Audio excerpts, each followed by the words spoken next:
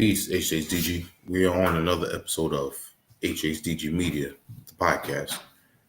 And shout out to our whole HHDG Media crew, Rock Vader KB, Skelly Top, The Man, T Smith, and myself, Wiki. So always check out our website, as you can see on the bottom, hhdgmedia.com. You can see all the latest music that we put up there, any events we got going on, and as well as our merch, t-shirts, hoodies. Before we get into our two guests for tonight, we got to give a dope shout out to them because they've been putting in a lot of dope music for quite some time now and work with some well-known people. Probably put in at least a decade's worth of music for y'all to check out if you haven't yet. These two are cousins repping the DMV area, DC. Been putting in a lot of music from artists from their area, Chicago area, New York City, New Orleans. I could keep going on. And you know, with their production, you know, what I enjoy is they always got that thump with it, no matter how it comes out. They always got that thump that I remember. It's always knocking. And they're very diverse with it. And what I really enjoy is a series that we're going to talk about that they have. It's a seasonal series in analog. Definitely some dope instrumentals that they put out through that. And I always look forward to them, you know, every year that time the change comes. So, you know, these two producers, one also MCs, I'd like to give a warm welcome to them and appreciate them taking the time coming out of, like I said, the DC area. The other guys, Isaiah and Joe. Peace, y'all. How you doing? Peace. Good.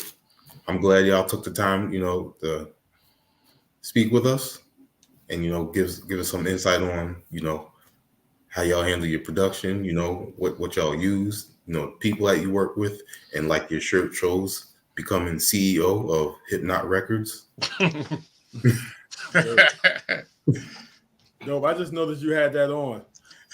But yeah, we appreciate the intro. We can definitely tell that you're super familiar. Yes, and that's you perfect. Recognizing Isaiah as an MC, that instantly told me you were familiar with him. yes. No, that's good. That's great. I mean, plus, you ran through the gauntlet of different cities of people we've worked with and stuff. Which like is literally because I hadn't even thought of it or looked at it like that. Yeah, really? When you said Chicago, Chicago. Oh yeah, Chicago. And then he said New Orleans. I'm like, New Orleans. And New Orleans, I was like, right. Yeah. You know, that intrigued me at first because I've been listening. I don't want to jump right into it, but I'm going to say, you know, I've been listening to the whole Good Sense crew for a while now. Wow. So when I saw that y'all was affiliated with them, and then also, you know, a little bit with Currency, I was like, wow. Yeah. yeah. The internet is very powerful. Yeah. And you also be surprised who's listening. So yeah, absolutely. That's true. Yeah. So tell us, you know, were the two of you growing up always into music, you know, together collectively? No, the story goes, I was in a crew with my man Substantial and a bunch of cats, and we had been putting out stuff, and because Joe and I a different age, so the idea is we grew up around each other, but we didn't spend a lot of time together. Mm-hmm. You know, because he's my second cousin. His pops is my first cousin. So his pops always, it's kind of funny. His pops always had this cool style and stuff. So I always look, anytime his pops is around, I always look at him as the head dude, like a super cool fly cat. And then I think it was either Christmas or Thanksgiving. I can't remember. Christmas. It was Christmas. Christmas 04. Okay, yeah. Wow, it's been a minute. Yeah, so Christmas 04. My mom's was like, yo, invite was chilling at my brother's house. She's like, "Yo, your cousin over here. Invite your cousin over for the holiday." And it's just like, yo, like the idea is like, you have family, but you don't kick with them like all the time and stuff like that. And so literally we get in the car and just start playing stuff, you know what I mean? And then next thing you know, we're shopping stuff back and forth to each other, shipping it and everything on CDs, literally in the mail. Because this is 04, so it's not like you just go online and just email everything like that, It's like literally, I think, I don't know, maybe once every couple of weeks, it seemed like the CD would come and stuff like that. And we just started working on stuff, consistently. Yeah, that's dope. Yeah, it's funny that you mentioned sending out CDs like that, because a cousin that I grew up with on Staten Island, he ended up, when he was older, moving down to Atlanta. So I was always burning music for him and sending down there, and then he started asking me, "What else you got by this artist?" It's a lot like that.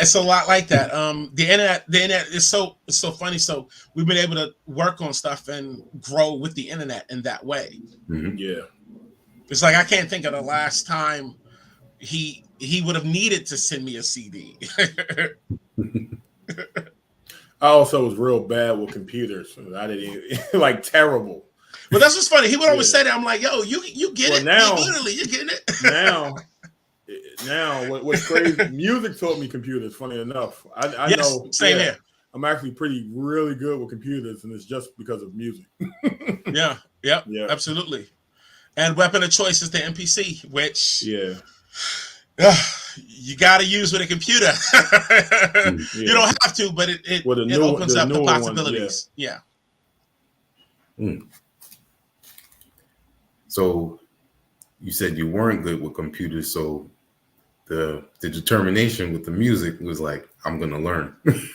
Yeah, definitely. So as far as me and programming, I originally went out and bought a beat machine, a drum machine, which you can't sample with. It's just literally like sounds, like 1980s sounds. And then I was listening to a lot of Ninth Wonder. I think Late Registration had just dropped. Mm. And I'm like, I don't want my stuff to sound. I want my stuff to be like samples and stuff like that. So I went out and bought Fruity Loops, but I didn't know how to use computers at all. And so then saved some money up, and I bought my first, the cheapest MPC that they were selling, which was the MPC 1000. I remember, I think the 1000, I think it cost $1,000. Funny enough. I think so. And I think I had saved up $1,060. So after taxes, I had another $10 to put in my gas tank. And so I bought the MPC, matter of fact, no, I didn't even have $10. You know how you have $1, you just need $1 to put on the credit card for the gas? Yeah, I think I had $1 left, and I've been rocking ever since. Yeah, I'll never forget. But yeah, that's where the start came from. Then I used to so Isaiah, he's been making beats way longer than I was. And so I always had an ear for samples, really good stuff. Always. But my drums were awful. Funny enough, you mentioned drums, and everybody always mentions drums. They were awful. And so I would send him stuff back and forth, play stuff over the phone, and eventually, couple years into it, we got right, or started to get right. Yeah, it was one of the things I always told him. He got it. I could literally tell him one thing, and he understood it completely. That's one of the ways we were always able to work so well that I didn't have to kind of hold his hand in a sense or whatever, you know what I mean? He would always say it's like teaching, but I just kind of showed him the cliff notes. He understood the story for himself. So, yeah. So it was more along the lines of the talent was already there. It's just absolutely showing him, No, Yeah, absolutely. I think I had an ear, but the time, Absolutely. like we've been doing it so long. I honestly think I attribute a lot of it to time. You know what I mean? Like putting in Yeah, a put lot. in the work. We put in a lot of time Yeah. and Well, because figuring out things and sounds. yeah. I mean, Yeah. one thing I always tell people, Joe's one of the things Joe's great at, I think I've always felt is he can hear a sample and know what he wants to do with it before constructing it. Me, I'm terrible at that. I'm almost I definitely look at a lot of times look at samples like paintbrushes. I don't know what this paint's gonna do until I'm starting to craft it and stuff Okay. like that. But he's just always just had that skill so that that ear and the ear with samples is it's incredible. You can't cheat that in a way. What style of what genre of music did the two of you really gravitate towards?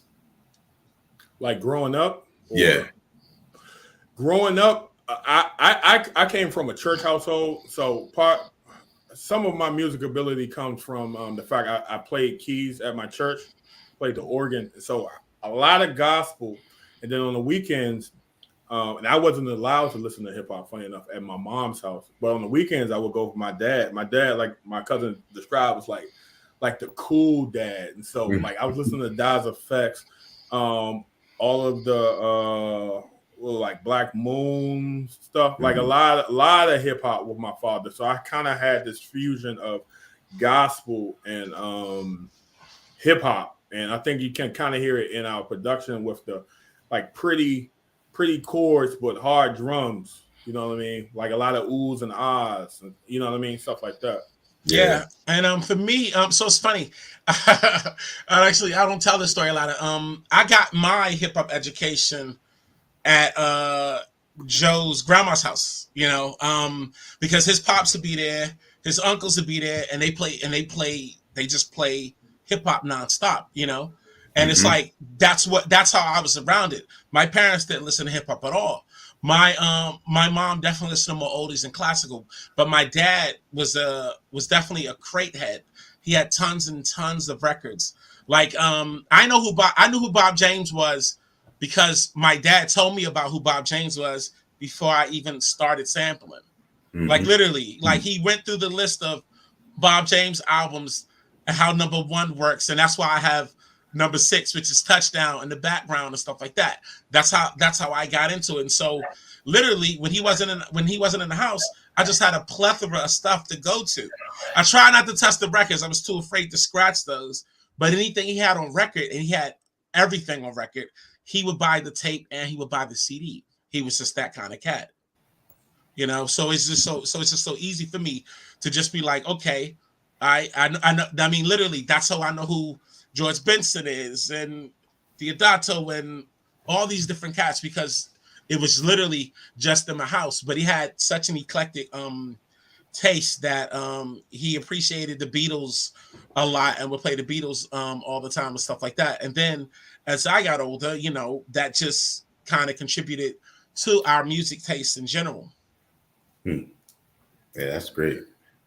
Yeah, with me, I had my uncle taught me to DJ, but his older brother and my father had a bunch of records, so a lot of that got passed down to me. I don't know if you saw my last post, but I posted one of Bobby Humphrey album. Yeah, I saw. Oh, nice, Yeah. nice. Yeah, I saw. So similar stories. I like it. Yeah. Yeah, very similar stories. So aside from the MPC that you were mentioning, what other, and the Fruity Loops before, is there any other equipment that you use on a normal basis? We're pretty heavy with VSTs, like virtual Yeah. instruments and stuff like that. I've always played the bass, but within the last year I've gotten a lot better. I took lessons, and so I've been real heavy with the live bass lately. Yeah, and we've used it's so funny. I mean, at times we use the Michael Korg a lot. We've, in some ways, we've probably had almost every popular piece of gear come through. As Joe mentioned, he had a 1000, so then I got a 1000. Then I think he had the 2500 before I had the 2500, and I had an old 2000. Then he got a 2000. And now we use ones, and he's got a live.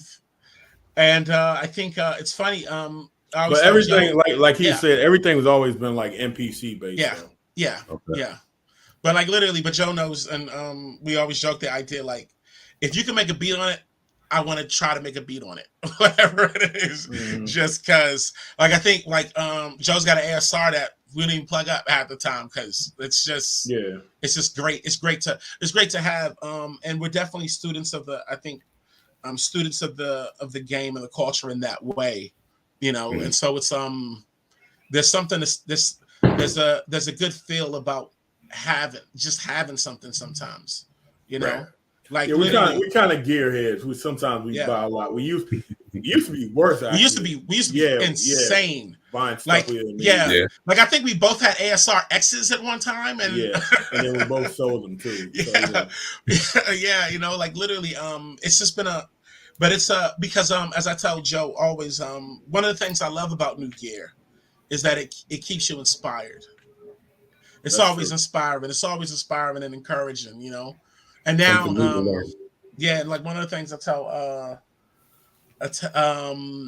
was telling my wife just the other day was the idea of looking at stuff from the perspective of, now I always think about the computer being the most important gear you have, you know. But even that is inspiring to get a new one of, you know what I mean? You just find like almost like it's fuel, like, okay, sweet. But with that same thought, I'm a firm believer in it's not what you use, it's how you use it. No, absolutely. So anybody listening, you don't have to have the greatest stuff, you know what I mean? Because for a long time we didn't. I told you, I had the cheapest NPC that they had on the market.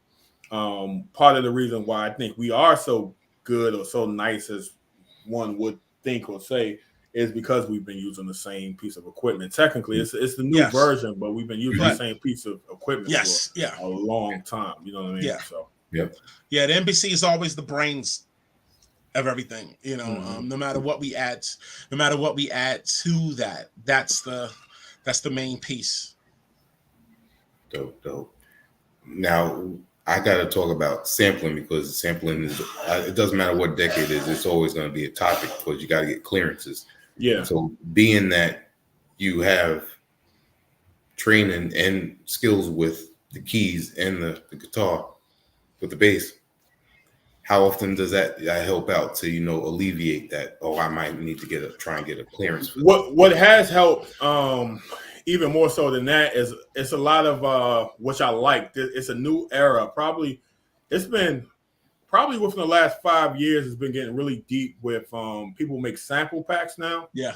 So anytime we're working with a bigger artist or someone we think may trigger some sample clearance issues, we'll use the sample packs and then build on that. But something else, even with our sampling, like outside of the instrumentals or something, we've always been really big on layering sounds. Like if you hear it, it'll have like the keys or new bass, or it'll be chopped in a certain way. You know what I mean? So yeah, I mean, sampling has that feel. It has that feel that you want, you know, that you want with you want with hip hop in that way. And I think so. A lot of times it's not. It has nothing to do with like can I play this? You can play the exact same thing, but you weren't in that room. You weren't using those mics. It won't have that. It won't have that same feel if you. You got to be a lot careful. You have to be careful in that. I mean, and some of the people we really like Jake One. I know he has people come in and replay things and stuff like that. But now we also live in an age where it's a lot easier. It is as I think sampling is as respected as it's ever been, and I appreciate that. The idea is that now people go, okay, we know sampling exists, So we're going to create avenues and places for you to be able to do that freely and not be killed on price if you have to clear a sample and stuff like that. But at the same time, there's always those artists that you know that are very weary about being sampled and things of that nature. And so you kind of just shy away from that. Yeah. You know? Mm-hmm. And then, but sometimes still you hear stuff. That's it. Looks Yeah, like you we're gotta doing go with this. Yeah. But Yeah. we've been pretty fortunate not to have any. Well, one of our artists had an issue on the label, but Yeah. Considering all the things that we've sampled, we have a pretty good. Yes. Yes. Yes. We haven't got that letter in the mail yet. One issue out of a decade plus of sampling that's not a bad ratio. So. No, not at all. Not at all. Not at all. Yeah. I'm not sure if you're familiar with DJ Khalil out of California. Yeah. I know the name.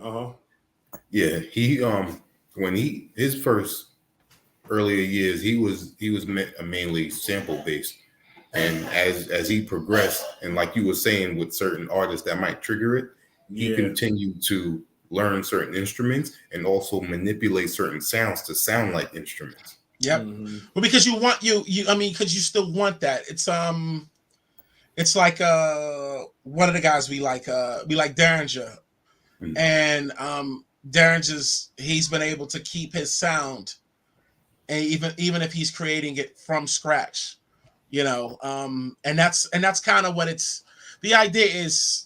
It's what it's all about. You want that creativity, Yeah. It's because basically, right, the idea is hip hop came from people that didn't know how to play instruments. It's like they created a music genre and didn't know how to play instruments, which is pretty impressive. But thankfully, I think we're probably about, you wouldn't know it, but we're probably about 50-50 now, at least with the packs, like with actual samples and like using royalty-free samples. We're probably about 50-50. Yeah, because there's so many different avenues and that you can go to for that, which is like I said, which is great. The craziest thing is a lot of times the hardest beats to make are the sample beats. Like a lot of people don't realize that. Like for me at least, it's a lot easier for me to come up with something fresh than for me to sit down for hours upon hours and hours listening for the illest sample I can find and then flipping it. Like, does it have drums? Yeah, so I tell him that all the time, and he knows that. Yeah, that actually takes me longer sample beats. Yeah, and sometimes it's funny. One of the things we talk about is the idea, like sometimes you can have the right first sample, but you need that second one, and that second one is the one that'll take you a day and a half to figure out. Yeah, it's funny. I was listening to some Midnight Marauders and how genius that album is and how well the music and the beats are constructed, because it's kind of one of those things like nowadays, and it's just fair criticism to say a lot of cats are just lazy samplers. But there was a big chunk in the mid to late 90s where they were doing some weird obscure stuff and just making it work. I think I was telling Joe, I was watching the Wu-Tang show, and whenever they show on the Wu-Tang show, they show the RZA like playing with something or trying to construct something. It's just like it's almost like it's amazing to watch in that way, like how they kind of depict how he's doing it and stuff and crafting it, and it's just like, it's like you slow down Underdog. Why? Why'd you choose to just do Underdog? There are tons of other cartoons with better themes, quote unquote, but this is the cartoon you picked to make Wu-Tang Clan ain't nothing to F with. Insane. I agree.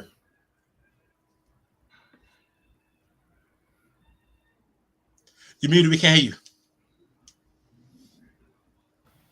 I was saying the beauty in showcasing your talents like yourselves is you might not have the best equipment, but what you do with it and that final product of what the fans hear, that's the beauty of it right there. No, absolutely. And I think that's the key, man. I think Joe and I are big was talking to my wife about this too. Joe and I are big the Beach Boys Pet Sounds, that whole project, and all these different instruments that Brian Wilson would have in the studio to create this album that was a classic for them. But looking at it, I told him, we talked about the idea if he started making music from point A today as a youngin, he'd be a hip hop producer, because all that creativity would allow him to just flourish in that genre compared to any other music genre of today. Yeah. You know, and it's kind of one of those things, right? It's like it's all about the blending of sounds and stuff like that. And I think we learned that a lot listening to it and hearing the different harmonies and how the voice is a surefire instrument that people kind of look at as something else instead of just an instrument. Mm-hmm. It's true. Yeah. Mm-hmm. How did you link up with, or did you grow up with Dre of ADST Music? Oh no, not at all. We met online. Oh, okay. Yeah, that's funny. Yeah, I don't think Isaiah's met him before, but yeah, we met online. Yeah. You know Dre? Yep. Oh word. The internet is a wonderful thing. Yeah. We from the same area, same circles, and yeah, I've been knowing him for years now via Instagram. That's dope. It's so crazy. I don't even remember our first interaction. But yeah, that's the homie. He's cool, man. Mm-hmm. Interesting. Now, let me see. The Excellent LP. That was 2012. Yeah, maybe, right? Wow. No, it was. The reason why I know that was the year I had my son, and we were going like, okay. Yeah, we were going nuts. 2012 Excellent LP, yeah. Yeah. I mean, imagine doing a project, hoping that you're putting out for free, hoping people download it. That's what Excellent LP was. You know, we joke at the time. There's a website that posted stuff illegally, and we was just trying to get posted on that website so that people could check the work out. You know, it almost felt like we won something, because I think, I don't know, Joe, correct me if I'm wrong, but I think we had like 100 something downloads in like a day or two or something, and it was like going platinum or something at the time. Yeah, and what's crazy is that would be nothing now, but like at that time, that's all it was about. Like, we just wanted to be heard. Yeah, like, that's all we cared about. It was like the most purest time. I feel. Well, like, because I you even still try to recapture that, because now it's just like when you know people are listening, you kind of think you overthink things. You know what I mean? But when you aren't sure people are going to even hear it, you kind of do what you want. You know what I mean? No, that's literally what we try to stay in that lane. It's funny because I always think about the idea that artists we like, when they do stuff that we may not like as much, it's probably because they're listening to people tell them what they should be doing and stuff. Mm-hmm. You know, it's like an artist that I really like it. I'll put it on blast. I really like Drake, and I really like Drake's work. But I think a lot of times he can be influenced by being this quote unquote star celebrity, which will translate to his music, compared to when you can tell he's just creating as an artist. You know what I mean? It's the same way when you look at an actor you like, and it's like, wow, they just did this movie, this movie is terrible, but I know they're still talented, so this must be just done for the paycheck, or just to continue being popular. Mm-hmm. Yeah. In that same year, you released The Other, and that had the other album. Yes. Substantial on it, right? Yeah. Yep.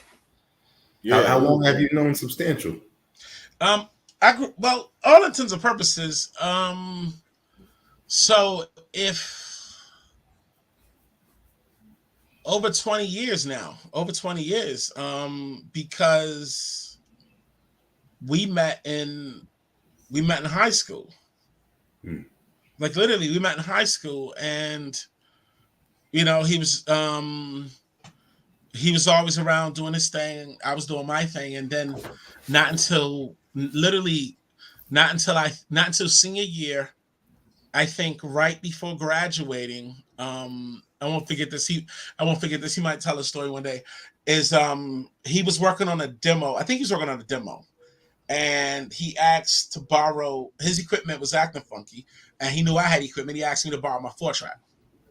So I let him borrow my 4-track to do his work, and then and also started playing this for stuff. And the next thing you know, I think that summer we graduated, we just started building a lot like that, So literally, he was in New York, said, "Yo, when you coming up to New York?" So I moved to New York, and we just kept building like that, Yeah,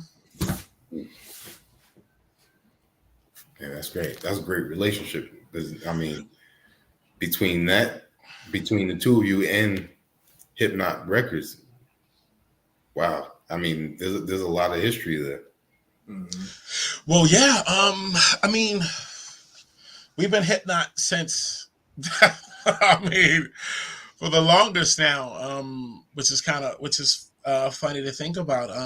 What is it? The first Hypnot project was Seeds of Ambition. Yeah, that came out 2014. Yeah. Oh wow. Yeah.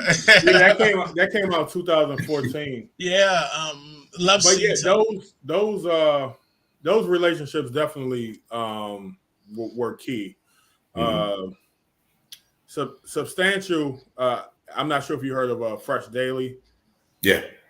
Fresh Daily. Substantial. Yeah. Fresh Daily was in the crew with Isaiah. Yeah. And Substantial at one point, believe it or not, and that kind of was our introduction to Tanya Morgan.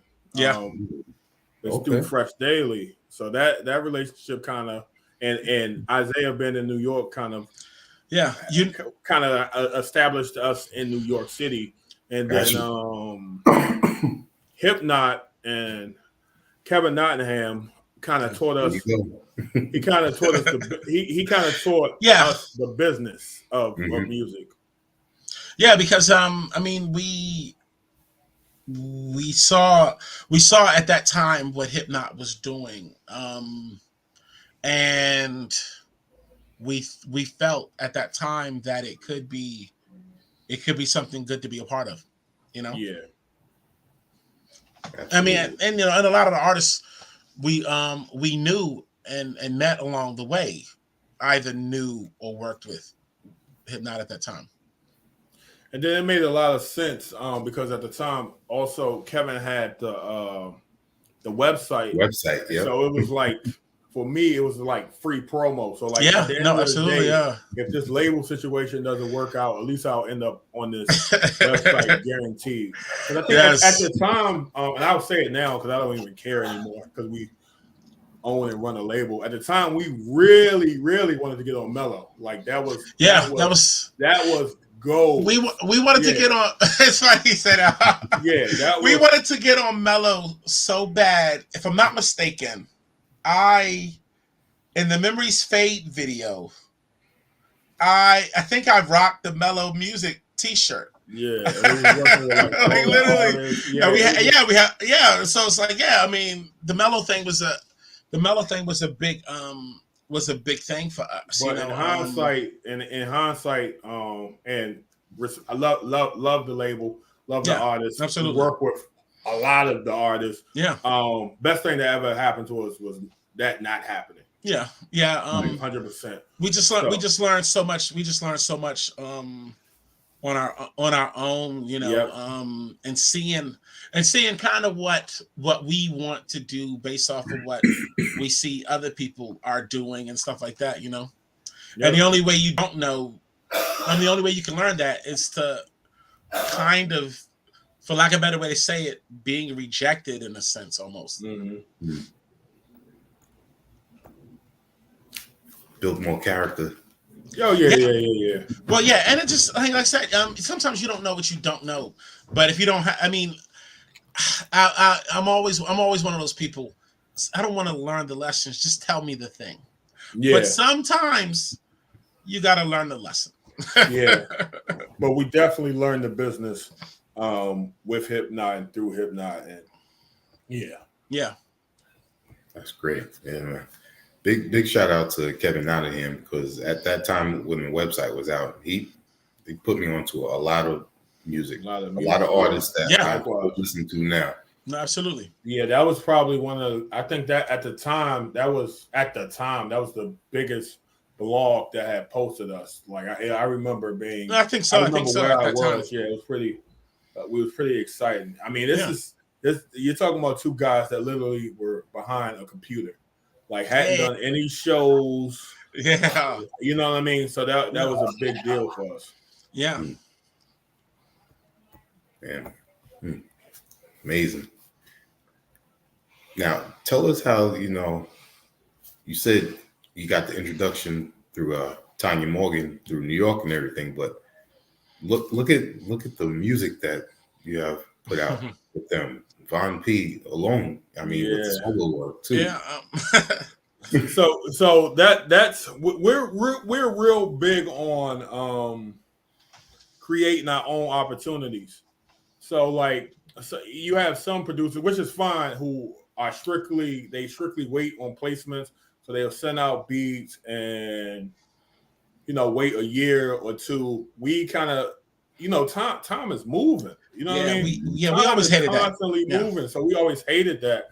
So we originally approached him for a feature that we got a really good response on that, and then after that we approached him. Like we went up to New York to shoot the video for it was Blow My Mind actually, for Blow My Mind. Oh yeah, I had already mentioned doing the album with him, but he wasn't sure. And then we met him for Blow My Mind for the first time ever. Yeah. Had lunch, chill. He was like, he pretty much realized that we was kind of cool. He was like, I think this can work. It was it was a great that was a real great experience, a great weekend. And I think that was the first thing that we did that was kind of quote unquote critically acclaimed. And so that was a good moment. Yeah, that project once Blow My Mind was noticed, and then we start the projects, it just kind of seemed like I kind of joke with Joe, like if he was like Von was kind of like our guy to work with. Mm-hmm. You know what I mean? He was that for us, Mm-hmm. And yeah, I guess a lot of people kind of got familiar with us through him. Through that, yeah, absolutely, yeah. That's still the homie. Working on what stuff with him now. Yep. Apparently, apparently, just talked to him day before yesterday. So Nice. Yeah, but Joe's right. Joe's with the idea of the creating the opportunities. Yeah, was big, good. And that was a big way to do that. And I think we didn't. I mean, at the time, when you're independent and stuff, everybody just doesn't share the secrets to making the sauce. There are a lot of different ways to make it, but everybody's not sharing certain information and stuff. Mm-hmm. And so it just seemed like a no-brainer to do it that way. Like, oh, you want to do a song with so-and-so? Okay, well, step to so-and-so. Yeah, and I mean, and it's worked out. It's worked out for us in that way. Yeah, man. and I love the expansion because through Tanya Morgan, y'all work with so many from the Legendary crew. One of my favorites is Rob K. Man. You did an album. Oh man, so cool. Yeah, Rob is like it's so I don't use words like like legendary or underrated very often. He's a super underrated MC. Yeah, like talent wise, like criminally underrated. Very super skilled, man. Super. And he knocked that out in no time. Yeah, he's a very creative brother. And what was cool about that album that he did, he kind of did a DJ Premier Guru thing. I heard they did something similar. Like every beat, the beat title that we used, he made songs out of them. So the songs that you hear on that album, that was the original beat title. Like Smoke Something. The name of that beat was Smoke Something because I was making that. I was making in my head Smoke Something was for Currency. I made that beat for Currency. I remember. Yeah, that's why I got the trap hi hats in it and all that. Yeah. Yes. Yeah. Oh, and funny enough, I made it for Currency, and then I had this kind of how they do, but I sent it to Roddy before I had sent it to Rob. Never heard nothing back. Yeah. And Roddy wound up using the same beat. So yeah. The game is like that sometimes. Yeah. But yeah. Shout out Rob K. We got that new joint out. Respect Wildlife. Yes. Yeah. All of that is they have a whole album that's coming out on our label. So on Hypnot, they got a whole album. Wow. Yeah. And Small Professor, he just produced an album for AJ Suede out of Seattle too that came out. Yeah, he's busy. He's busy. He's a beast. I just hollered at him and told him I'm a big fan. Philly guy. Yep. Yeah, I still got to get I got to get a copy of that the joint with Sean P on the cover with the fridge as the fridge. Oh, that one looks so dope. That cover is so dope. Yeah, it was cool about Small. I've been saying his name around probably as long as ours. Like I think he. Yeah, I think so too. Yeah, I think he's been rocking around the same amount of time, if not longer. Yeah. I've been listening to that whole crew for a while. We actually had him in Zilla Rocca on the show not too long ago. Oh, word. Yeah. That's dope. I tell Joe a lot of this stuff. We always talk about a lot of this stuff is just like musical chairs, man. Can you keep dancing? Can you keep playing? And eventually, you're able to sit down. Your chair now. It's true, man. Like it's true. That's great. Now tell us how the connection with Young Roddy came to be. Oh, I guess I'll tell that. So it's I don't care. I'll give out game because Isaiah just said that a lot nobody of shares the secrets. Yeah, nobody shares secrets. So one of the biggest things that we've been big on and we've always played is we've always kind of contacted the persons that we're trying. Why are you laughing? Because you know what I'm about to say. No, we always try to contact. We always. Is this too much game? Am I giving up? No. This is real game. This is real game. I think this is good for people to know. But we always try to contact the person that we're trying to get a hold of, their friend or the person under them. And so I developed a relationship on the internet with one of Roddy's like boys who also raps, and it was genuine. Like I really wanted to work with homie. I actually love I actually love his stuff. It's Jamel. I actually love his ill. You familiar? Am I? Yes, I love him. I love his stuff. But so we were supposed to do some work. So I sent him a pack. We sent him a pack. and didn't hear anything back. And next thing I know, he has a joint on it. He has a joint with Roddy. I'm like, whoa! And so that's what happened. And ever since then, like Roddy DM'd and stuff, and sent me his email, and that's how that relationship started. It's actually through Jamel, who I contacted. So that's just a little tidbit. Sometimes, like, be genuine, but sometimes if you can't get to the person you're trying to get to, see what else they got going on. You know what I mean? Yeah, that's one of the things they talk about in Hollywood a lot of times. Like, if you want somebody to read your screenplay, if you want an agent to read your screenplay, don't send it to the agent. Send it to the agent's assistant, because that person is wanting to work towards being an agent themselves, and so they might give your work more of a shot. You know. And it got to be dope. It still got to be dope. Nobody's gonna put their name on anything they don't like. Which is, it's just some artists. It's just no matter how you hit their DM, like what you do, you're not gonna get a hold of them. Like absolutely. You're not gonna get a hold of them.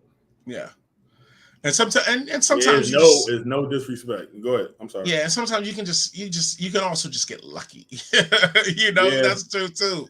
I think that was a combination. Timing, because they were working on timing. Yeah, timing's everything. Yep. And that was us doing that. That's why I said a lot of producers should do that, because we don't really focus on placement. So a lot of that stuff, that was just, you know what I mean? Yeah.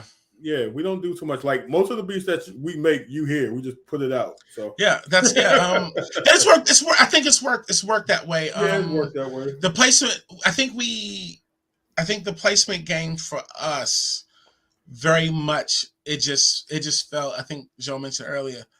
It just felt too stagnant, where you're just constantly waiting around. Yeah. It's like I can't remember which 50 Cent beat it was. But I think maybe it was the I Get Money beat, and the dude had quit producing when the beat came out. And it's like, well, looks like he's producing again. But it's like he had to wait that long.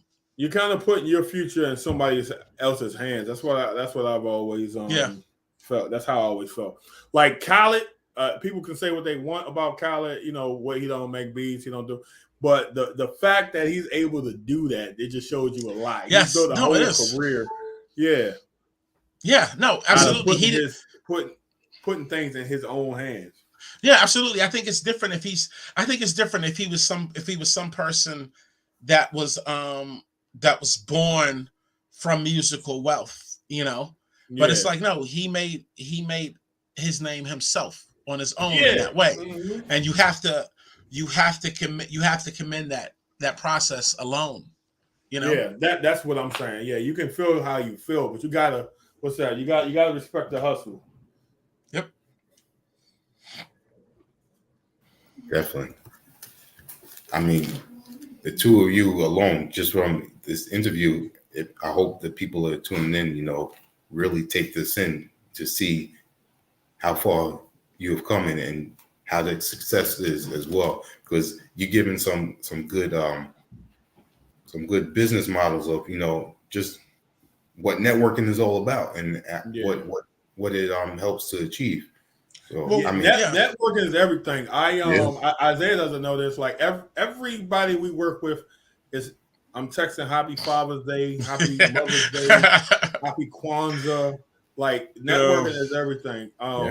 Because you'll look up. I'll give you one example, because since we're giving out so much game, we were sending Ari Lennox beats 10 years ago. 10 years ago, didn't nurture that relationship. Out of here. Yeah. You know what I mean? Never again. So definitely nurture relationships. Yeah, I mean, and I think, and one of the things too, I think the internet is a tool in itself. You don't have to leave your house. That's awesome. That's right. I mean, I can do this from home. This is awesome. Exactly. Think about all the legwork other people had to put in, and it's you're not answering emails, you're not answering DMs. You know what I mean? It's just crazy. Yeah. You posting a beat video or a singing video is literally like it's you doing a live performance in your house without leaving, carrying crates, getting on the train, about to get robbed. You don't have to do any of that. You can just put the camera on yourself and do what you do. Yep. Yeah. It's so it opens you up to being able to also just reach that many people musically, you know. I think that's one of the best things about it. You know, when we everything started out, you know, the internet's just grown. It wasn't what it is now. It would have been interesting, like, wow, you can do all this now. Yeah. You know. That's a great thing. That's why I tell people, you know, take advantage of the technology. Don't sit there and spend all that time with the negative energy. Just take advantage of Absolutely. Now, as a fellow Leo, I noticed.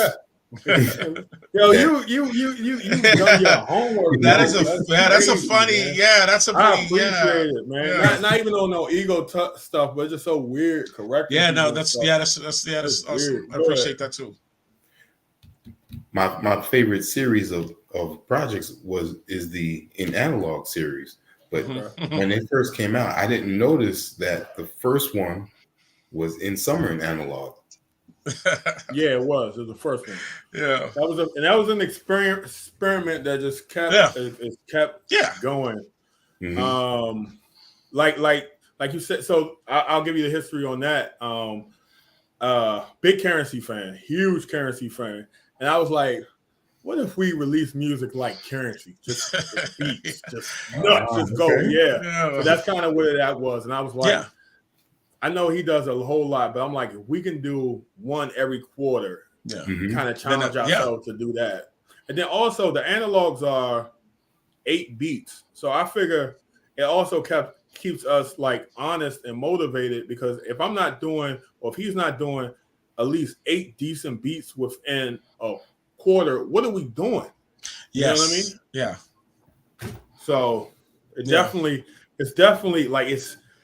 kind of taxing, but I enjoy it, because we got to keep up with the artists that we're working with, as well as those beats, and then other things, mixing and promoting other artists and stuff like that. So it's a lot.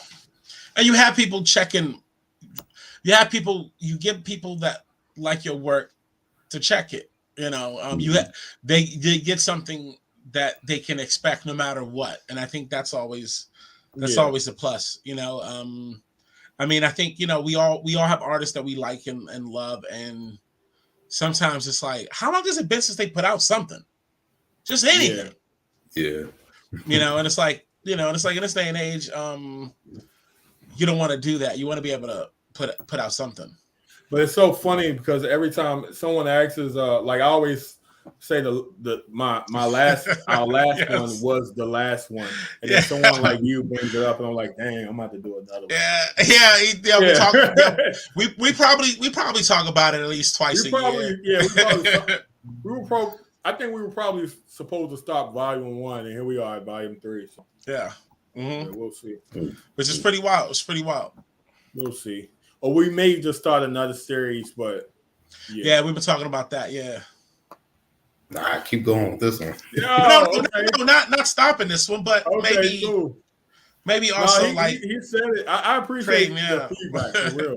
Because I'm telling you, bro. Because sometimes it just feels like, I don't want people to be like Summer in Analog Volume 29. You know, so you want people to miss you before you want people to miss you before it's stale. That's the idea. But, you know, things have been so crazy this year. It's like, for instance, we're working with a lot of people right now. Yeah. So it's kind of hard. The thing about the placement game, it's kind of hard for me to know what I'm free to actually use. Like right now, we don't even. Like a lot of our beats I've been making we've been making for the last 2-3 months. They kind of on lockdown, because I don't know. We've been working on several projects. I don't know what's free to use and what's not. That's also why we've been slowing down on the beat videos, because a lot of artists, they don't like, oh, you played that, I don't want it. Yeah, you know that's it. Yeah. But that's also one of the things we talk about, is the idea with the series is maybe an artist we want to work with hears something from the series and wants to use that. Yeah, it works the other way. Instant. You have some artists that wants like strictly exclusive stuff, like exclusive things, and then you have some artists that we've actually gotten placements because they heard something. They don't care. They just take it and holler at us about the business, and that's it. Yep. Mm-hmm. In the first track on the very first project, you had Von P, Teddy Andreas, and Rob Cave. Yeah. Oh yeah. You familiar with Teddy? Yeah. Oh, word. That's funny, man. That's funny. Yeah, I met Teddy on a. Funny enough, I forget. I met Teddy through Shaw Money XL. Oh yeah, that's right. I remember now. I remember. So we were working with a R&B guy, super dope. I don't know what's going on with him, but his name was Eubanks, and he had this thing called it was like R&B, it's like rap and boom bap. And so he was like rap, he was like no, not rap, like rhythm and boom bap. So he was singing over like boom bap things, sort of like A. Marie or Mary J, like super talented. But he was managed by Shaw Money XL. Here's another thing about relationships. So so you know, Shaw Money XL was 50 Cent's ex-manager, G Unit. And so we did the song with Eubanks, and then I DM'd Shaw Money XL telling him, yeah, blah blah, it's nice working with your artist, blah blah blah. And he hadn't heard it. He was like, send it over. And then we sent the track over. He's like, this is dope. I'm also working with Teddy Andreas, and I wasn't familiar, and he put us onto that, and that's kind of how that worked out. It was pretty cool though. Yep. Yeah, that's dope. So relationships and building on it, like not just, you know what I mean, not just, you know, hey, hi, LOL, and people like actually nurturing relationships genuinely. If you don't like the person, don't, you know what I mean? Don't talk to them. Yeah.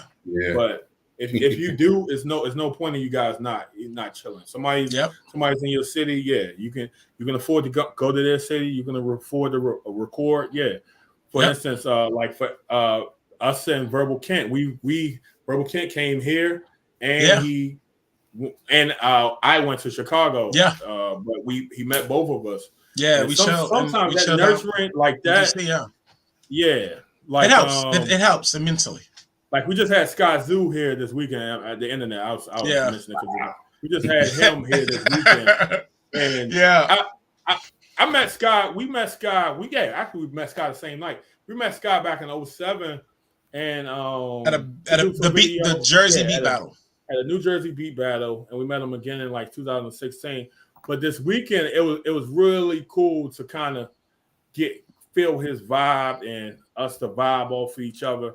And we've been on the phone all day today, just basically because we kind of understand each other. You know what I mean? Like, so it's pretty cool. Yeah, which is dope. It's dope. Yeah, that's dope. Even if you've been talking to somebody through the internet, it's still something about that physical presence. You know what I mean? Yeah. Because you even know, like after I've talked to you in person, I actually can hear your tone in the text messages, so I don't have to worry about saying like, oh, I wonder if he thinks I'm saying it like this. But he knows I'm playful. I know he's playful. Yeah. You know what I mean? So it's not like that. So it's all about the networking. Tell us about Cooley High, because I've seen them perform 3 times.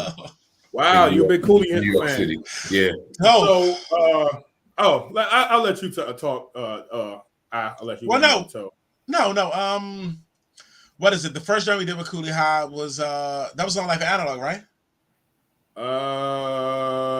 No, actually, it wasn't. Wasn't like the first joint we did with Cooley High was technically on Von P's album. Oh, you're right. That's not Life Analog. That's To You at the end of To You. What was cool about something else that Yeah, it's all good. I forgot about that. That's a good one. Yeah, no, it's all good. A lot of projects. You know, with the relationship thing, I can talk about all that. No, dope memory on that. Dope. No, it's good. Damn, that's so good. That To You track it's one of my favorites, definitely. Yeah, it was pretty good. Cool. I had to do a quick run real quick. it's all good. To ask you about when you worked on Tab 1. Oh yeah, So I'll get into that. I'll just say that's another example of he picked some beats from the Analog series. Yeah, like he hit us up about so he's one of the artists that it actually worked out. And he picked beats from the summer Analog joint. I think maybe another one, but that was all Von P. And wow, they I think they work with us for nothing. So we I was big on for the Von P project. So I used to always DM Tab 1 and be like, yo, I owe you something. And so that's kind of how that worked out. Yeah. But in Owen, it was me saying, I want to work with you. Yeah. So you did this thing for me. Let me do something for you. And then I owe them 2 favors technically because they hopped on the Life and Analog song. Yeah. That's right. And that I love that. Funny enough, I was just playing it. I love that track. Yeah, I love everything we've been able to do with my them. people. Yeah. Me and Tab actually discussed doing the whole project together. I remember. We're doing a whole lot of stuff. And we were kind of stuck in this like 81, 82 BPM range, and they rap on like faster stuff. And so I told them once we get out of that range, we will holler at them. And I think we're out of that range, so I think that's going to happen. Man, y'all got a lot going on. Yeah. I'm trying to. I think trying. But yeah, just you just reminded me. I gotta holler at Tab. Yeah, create. I mean, just the creating aspect. You just love to create, And we're big on going like. At least I am. I'm big on like thinking like what's next. So like when you were saying all of those things, I was like, wow, he's right. I guess so. But I'm big on like what's next. Like, you know what I mean? Instead of looking back. Yeah. Like I got this right here that says, yeah. The only time you should ever look back is to see how far you come. So there you go. Yep. In 2022, y'all dropped that Cool G Rap and Nas remix. Yeah. Oh man, you pay attention, bro. Yeah, man. That's crazy. I wasn't expecting that. Yeah, neither were we. Well, we always talked about the idea of not liking to do remixes ourselves in that sense. I think it's just the way. I think in some ways maybe originally you look at a remix as not as when you're creating stuff, you want to create the quote unquote original version of some stuff. But remixes, they just bring new life to something, like literally you can hear it and go, I hadn't listened to that song in ages. Now I want to play it 10 times in a row. Yeah, that was that probably our like 4th remix. We don't do a lot of remixes. We woke up one morning. I got inspired by somebody who does a lot. It might have been Cooking Soul. Okay. Yeah, it might have been Cooking Soul. I'm like, dope. Feeling it with the remix. And so I'm gonna try one. And so we got in the studio, cooked that up, and lit like everything you saw. I think it was like in the span of 2 or 3 days. Like it was like one day, the next day we posted it, and really happy about the response. And we're gonna do some more. I kind of feel like we got lucky on how well it meshed. I'm like, it looked really good. Yeah. So, but I appreciate you checking that out. Thanks. Yeah, that I imagine there'll be some more down the pipe soon. Yeah, it definitely is. We're also we're trying to be better with like trying new things because we used to tell people like we do not do remixes. And I'm like, you know, yeah. I also didn't used to do live Skype interviews, but hey, we're here. So we're trying to branch out. Yes. And you brought up Cooking Soul. I'm a fan of his work as well. No, we are. Well, both of them. Yeah, big fan. They just do stuff really, really well. They you can tell the students of the music and the way they craft stuff just seems so effortlessly. And you know, something else I like about his stuff now is he's very he's pretty versatile, and I kind of think that's kind of our style too. Like he can do the slightly trap stuff, and he can do the lo-fi stuff, and he can do like the boom bap stuff. It's really cool, and he's like super dedicated, and he's like motivation, like definitely love his stuff. Yeah, you can tell has fun and doing it. Mm-hmm. Yeah. I tell this every once in a while because not everybody knows it, but Cooking Soul used to be more than one person. Yeah, it was two. Yeah, it was two guys. So I was thinking, it was three at some point. Wow. Oh, I didn't realize that. Oh, word. I didn't realize that. Yeah, I didn't know it was three. I remember it was two. Yeah, me too. Now I got to stay down to one, right? Yeah. Well, at least I don't see the other guy. Yeah. But what I enjoyed that you brought him up is every time he's worked with Currency, I said, these two need to do an entire project together. I think one time I saw him, I don't know if he was playing, but one time I saw him on IG, right? I'm not doing another beat for Currency until he agrees to an album. Yeah, it's weird. Funny enough, we're I know a lot of those guys, him and Droopy Beats. Follows us, and I talked to Droopy too. And Currency did a whole joint with Droopy.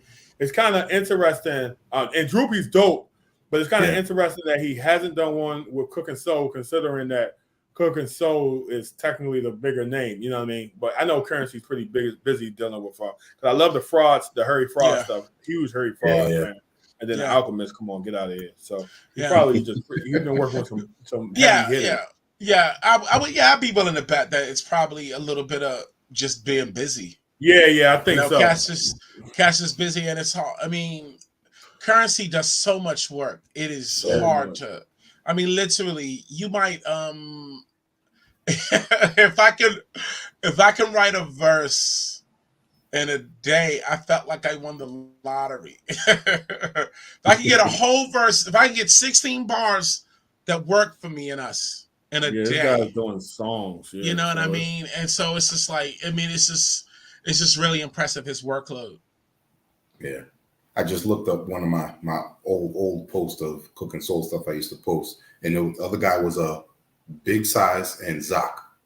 Okay, I think Zoc was the older guy with the glasses, right? I think so. Yeah. Yeah, Zoc. I remember when he was still in the crew. Okay. Yep. Now your recent in analog project, Winter in Analog, came out in March. Yes. Yeah. Tell us what was the process with that one. So that was I had just moved into I had just moved into my new place, and was really trying to get used to the sonics of it. And we had also picked up the what do you call this thing, the MPC Live 2. So a lot of that stuff retro. Live 2 retro. A lot of that stuff started out making it at the coffee table and then bringing it into the studio. We decided to go a lot more soulful with that one. And I believe, and funny enough, usually like we may hold back some, not all the time, but we may hold back, but one thing that's special about that, I felt like we didn't hold back. Like some of the tracks, we were just like, because sometimes artists, we may feel like, oh, maybe Sky or somebody else is going to use this joint, they just haven't heard it yet. But this one, it was just like, I guess they'll have to hear it on this project. You know what I mean? So we went a little less lo-fi. Well, at least half of it. Some of it's not lo-fi. It's actually like straight rap beats. So that's what's special and different about this project. Yeah. Butter Simon. Yeah, I appreciate that. Awesome. Thank you. Are we going to get an A1 and Deflo album? Or was that just a one-off? We'll see. We'll see. Hopefully, at least with A1, I plan on, because I'm not sure if you know, A1's in the area now. Yeah, he's in the area. He's from Brooklyn, but he's in the area. Definitely doing more work with A1. Me and A1, we just kind of like minds, man. So definitely, I don't know if we're going to work with Deflo, but definitely more work with A1. Yeah, us and A1 discussed the project, but I know he's busy with the stuff on it. But definitely at least more singles with him. Yeah, easy. Yeah, I can guarantee that. So yeah, man. Yep. When I saw that teaser for Off the Cuff, I was like, ooh. Mm-hmm. Then finally hearing the whole track, like, man, that's when I started thinking, is this just a teaser or they got something else? Yeah, I'm not sure if they got anything going on in the background, but I'm available. They know where I'm at. So yeah, there you go. Man, what else? Oh, this will be my last question for tonight. Becoming CEOs of Hypnot Records. What was the question? How? You mean how? No. What I was going to say is this relationship obviously coincides with Substantial, but where did it come to the point of did someone come to you, or was it something that you initially stepped up to? Oh, as far as taking over Hypnot? Yeah. So Kevin, what was happening? So around the time of the fiasco, Isaiah and I were going to form our own sub-label through Hypnot. So if you had the fiasco, on the back of the fiasco, it says 810 Records. That was going to be our label. It was going to be, and we financed the whole. By that time, in no disrespect, by that time we had basically taken over the budget for our albums. Like, so Hypnot honestly was just a label that was put on the album to push, but we basically were funding the projects all the way from like Life and Analog on down. We had funded the projects and we pressed the vinyl copies of the fiasco. So Kevin was stepping down maybe 6 months after we released the fiasco, and he gave the the email out and he mentioned, and at the long email, the usual goodbye email when somebody's leaving the job, and at the bottom he was saying, if it's over unless someone wants to take over. And a couple months went by, and we hollered at Kevin about it, and this time we had to kind of discuss the business of it. Yeah. So we discussed the business, came up with a number, decided that we didn't want to take on the stress of having a back catalog, and we would take everything that was ours, Tanya Morgan's, and move on. Yep. That's what happened. Changed the logo and made it more ours, kind of blackened it up. So. Yeah. Yeah. No, it's funny. I remember we were apprehensive about it at first, which I think anyone would be. just because there's always a history to something, and you don't want to be tied to all the history of something. Yeah. You know, you want to be able to tie you. It's funny, you always want to be tied to the positivity of something, but never the negative. Yeah. And sometimes you don't know what is going to be negative and what you're going to wish you hadn't have said you were a part of, you know. But at this point, if you know the name, you see the faces, you know. Yeah. Mm-hmm. Yeah, so that was the big apprehension, was the name. The name was that was what we were kind of apprehensive about. But I'm not sure if you ever seen the movie The Founder. It's about McDonald's. The owner with Michael of, Keaton. Oh, Michael Keaton. yeah. About Ray Kroc. About Ray Kroc, Yeah. and basically Yeah.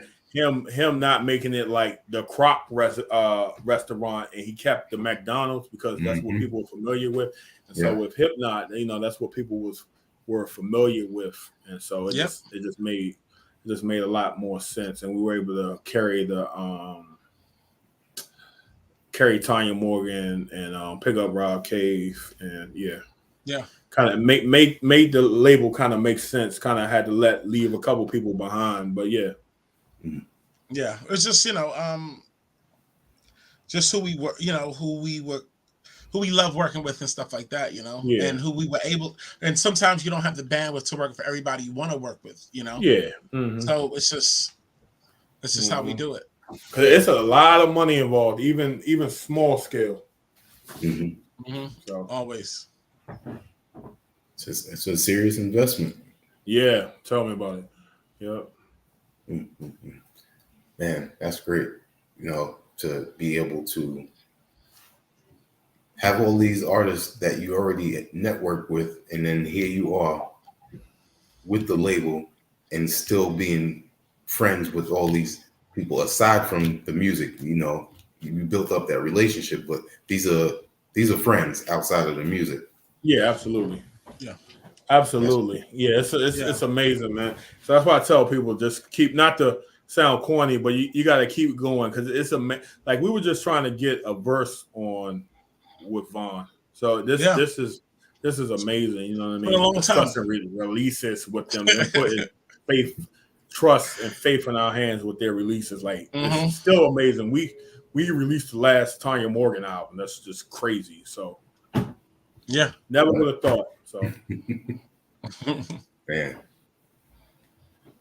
the other guys, Isaiah and Joe, definitely appreciate you taking the time. Well, thanks for having us, man. Thanks for having us. Yeah, awesome. Yeah, exactly. Yeah. No, it's perfect. Definitely. And a supporter. Yep. Absolutely. I was gonna I think when you mentioned the Fiasco, I was able to get one of the autographed copies. Oh, word.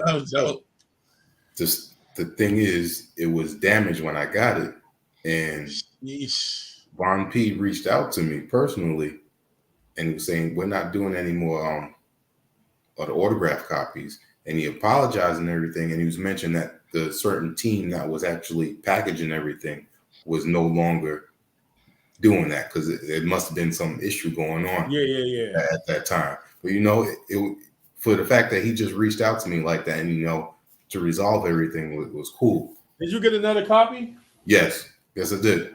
Oh, you got a second copy. Yeah, I think I'm familiar with that. I think I remember. I think I remember that. Yeah. So you got your second copy? Okay, cool. Because I'm about to say I got one here for you. Awesome. Definitely. Cool. Before we go, give your shout outs. You go ahead, Isaiah. I'm probably just gonna shout you out. I mean, I don't know. Yeah, I don't want to shout out people because I'm gonna forget somebody. Yeah, shout out to everybody that listens. To Hypnot, everybody that listens, that supports us. Appreciate it. Especially the fans that remember Isaiah rapping. Y'all are real ones. We got some new stuff on deck.